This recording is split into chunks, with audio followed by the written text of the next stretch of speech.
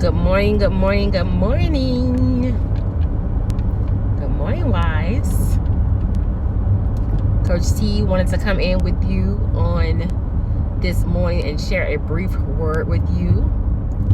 I said all that noise I talked last week about Thursdays and making sure that I show up consistently on Thursdays. And this Thursday, tomorrow Thursday, is actually my son's senior graduation. So guess what? I will not be able to show up on Thursday. Me and Thursdays are just not friends, honey. But we're gonna get it. We're gonna get it. So I thought I would come on this morning and share this brief word with you. Usually when I come on, I try to give you a fresh word after spending some time with the Lord myself, because it's nothing like hearing what God is saying to you at that moment. And I try to make sure when I share a word with you that I'm not just pulling something out of my hat, but I'm actually giving you something fresh and new and prophetic. And hopefully you can take and draw in from what I'm saying. Maybe use some of those things to apply to your life. Maybe God has been speaking to you in this area or about a certain thing, and you can apply it to your own life. So I wanted to do that on today. I'm getting a text message as I speak, and I cannot respond to that message right now.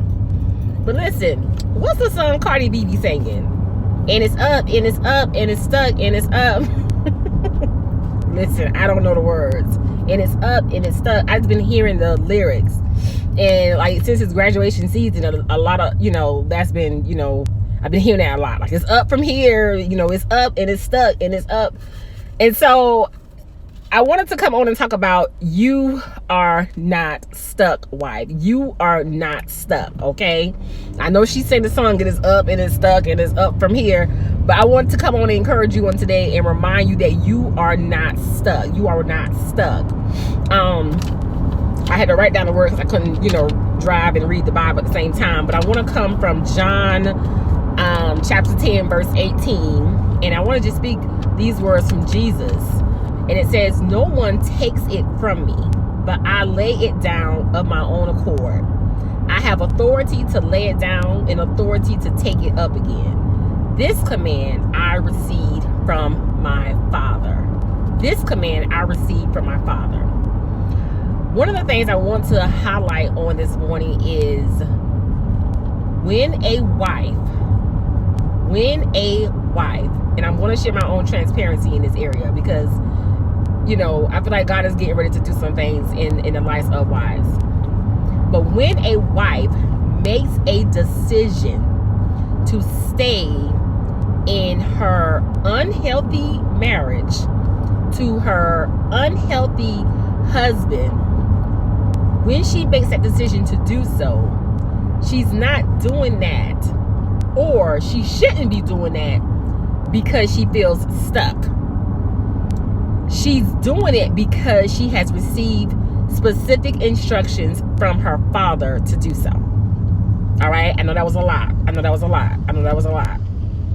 When a wife makes a decision, or when a wife decides to make a decision to stay in her unhealthy marriage to her unhealthy husband, and when I say unhealthy husband, I mean your unsubmissive husband, your unsaved husband, your maybe toxic husband, your unfaithful husband, your addictive husband. When a wife makes a decision to stay in that marital covenant with that husband, she's not making that decision to be stuck, or she's not making that decision because she's stuck. She's making that decision because she has received specific instructions from the Father to do so. All right? And I wanted to take that word from Jesus and just highlight that part, because I love how Jesus, when the people came to him and, asking about these people, they're taking your life, and Jesus is like, no, hold up. You're not taking anything. I'm making a decision to lay my life down. I have the authority to pick it up and take it. I have the authority to do so or to not do so. But because I have been instructed by my Father, I'm making a decision to lay down my life. And I want to encourage a wife in that area. Okay, don't get caught up in people making you feel some type of way about you making a decision to stay in your marriage. You're not staying in your marriage because you're desperate. You're not staying in your marriage because you feel like you stuck. You're not staying in your marriage because you don't have, you know, a mind of your own and you can't do you can't do anything else. You're doing it, and this should be the only reason that you're doing it. You're doing it because you received specific instructions from the Lord. You received specific instructions from the Lord. That's the only reason why you should be stuck in that marriage, because God specifically has told you. But if you go back to what John 10:18 says, when Jesus came to the people and said, no, listen, you haven't taken my life. I laid down my own life. All right, I laid down my own life. And because we are in the season of harvest, because we are in a season of recovery, because God is answering the promises of his people at this time, I wanted to share a transparent moment with you that came to me this morning out of the clear. Like I shared before, I normally spend time in the morning time with God and just kind of listen, you know, to God's word. And one of my favorite, I mean, absolute favorite Bible stories about the promises is the story of Joseph. Okay, listen, when I read that story, I can read Joseph's story up, down, around and around, over and over again, because that right there is like, I feel like Joseph was me. I feel like Joseph was me. And the Lord brought to my attention this one specific time when my husband and I were separated, and I remember him being at his apartment, and it was like maybe late. It was late in the evening, and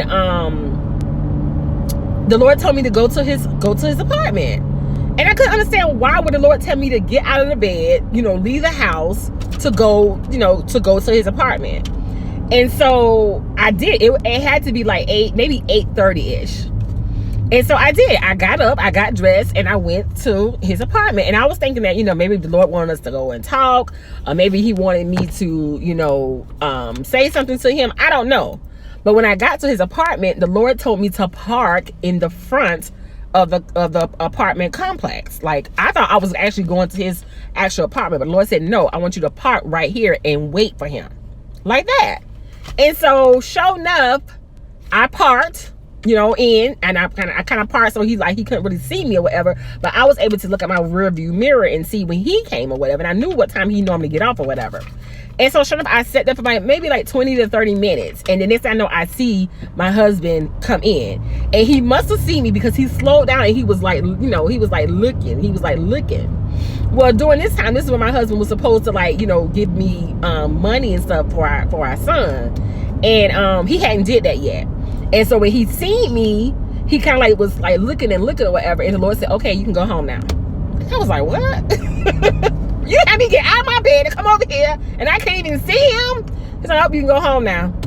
And so sure enough, I ended up leaving. I went home, but not long after that, my husband had put the money in the account. He ended up putting the money in the account.